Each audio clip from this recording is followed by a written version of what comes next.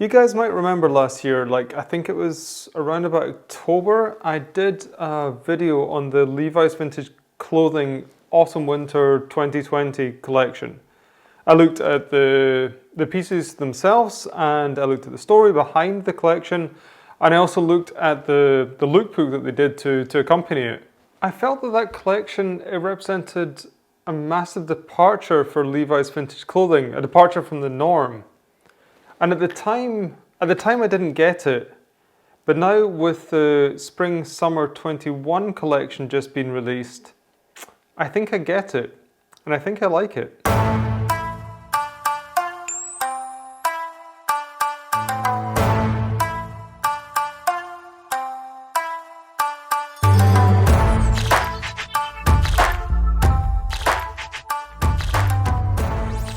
With the Fall Winter 20 collection, with the video I did, I think on face value it might have seemed like I was shitting on the collection, but honestly that wasn't the case.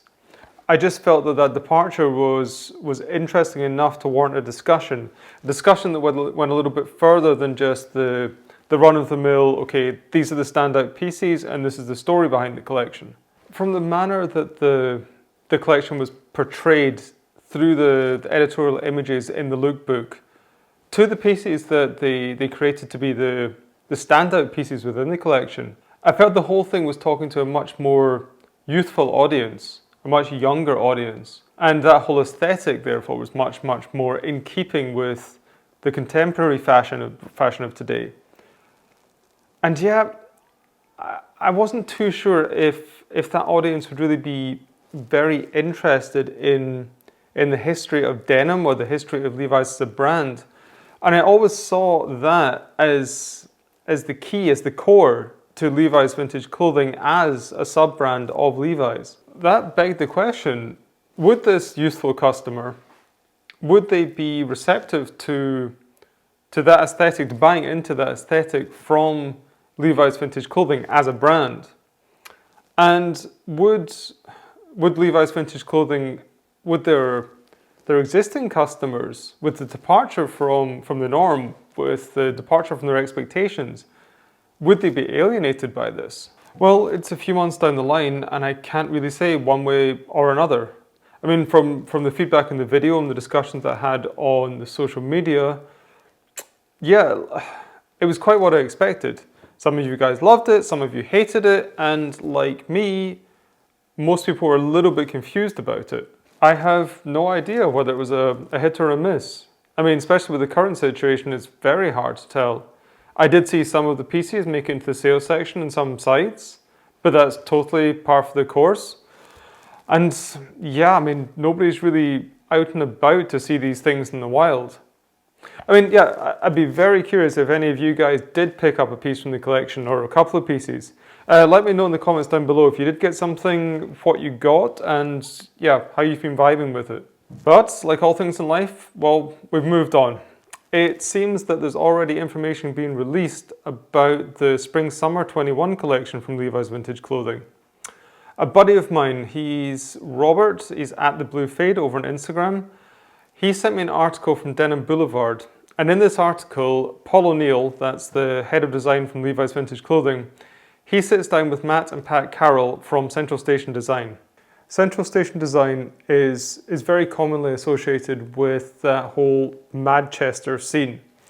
And that is a genre of music that came out of Manchester in the early 90s. They worked a lot with Factory Records, and they created pretty iconic album artwork for the likes of the Happy Mondays, Black Grape, and James.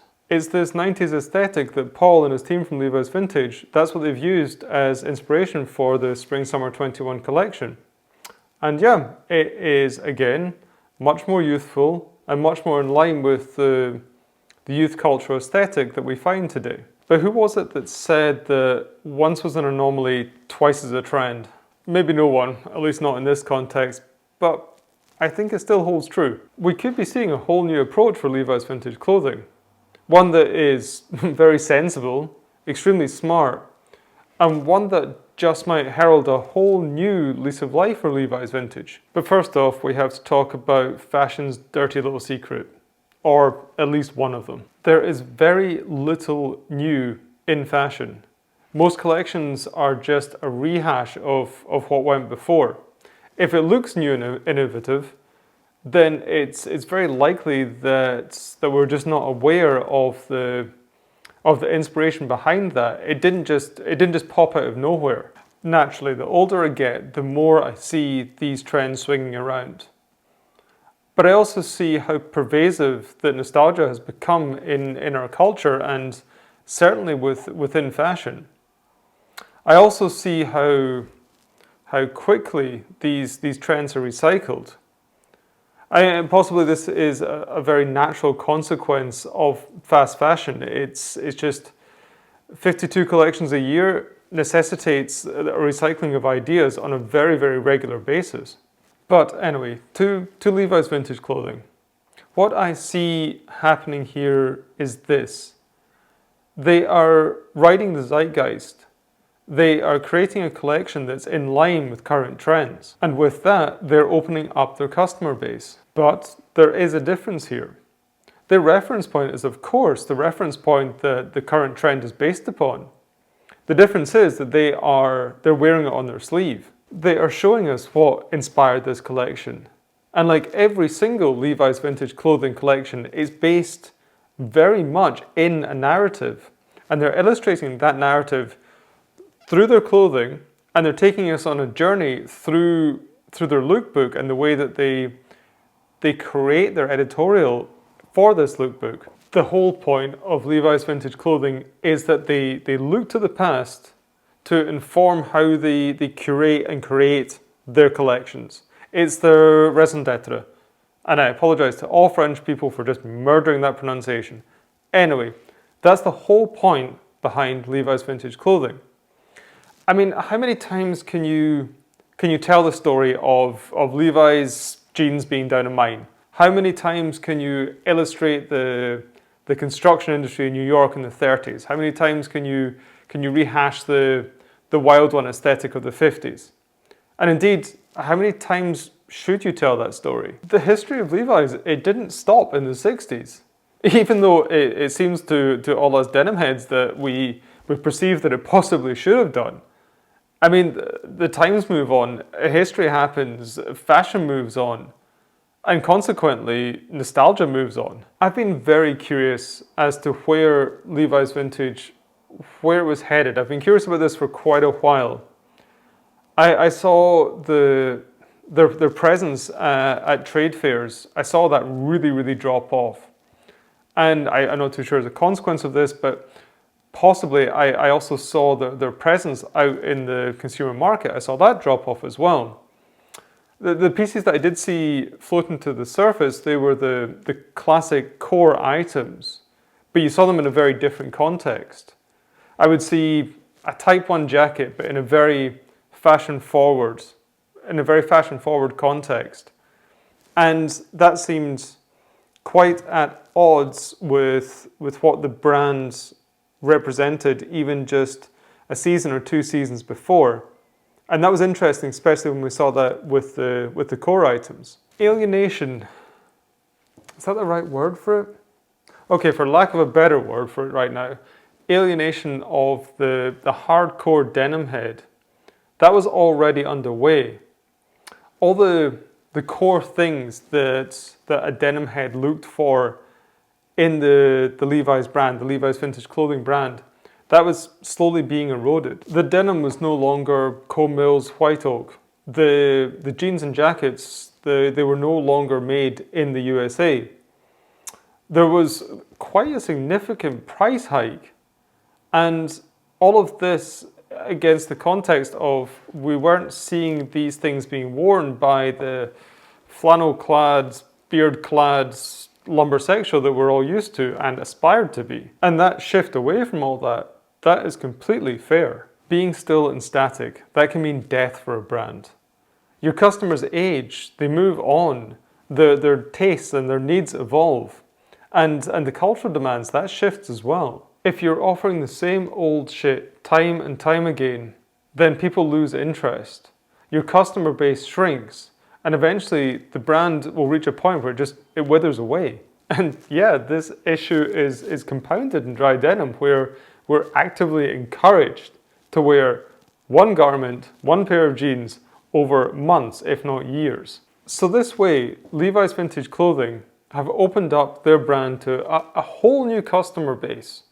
And I find this to be very, very smart, especially because it keeps the core ethos of Levi's Vintage Clothing. But they're evolving, they're moving on, which is, it's necessary, and they're doing it in such a clever way, which I just find fascinating. Do I vibe with the overall aesthetic of this collection? No, but it isn't for me. Do I like the collection? Yes, I love it. Now that I get it, now I understand what they're doing and why they're doing it, I really, really appreciate it. And just like the Autumn/Winter 20 collection, there are pieces within the Spring/Summer 21 collection that I really, really like, and I can actually see fitting into my wardrobe.